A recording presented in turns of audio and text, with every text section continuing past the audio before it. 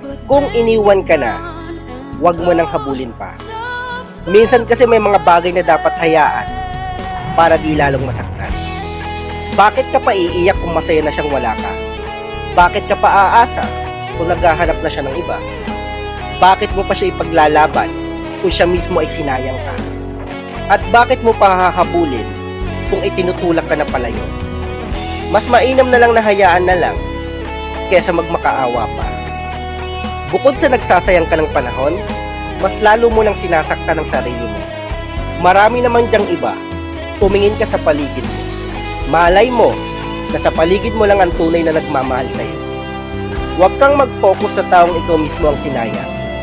Mag-focus ka muna sa sarili mo at sa mga taong nasa paligid mo.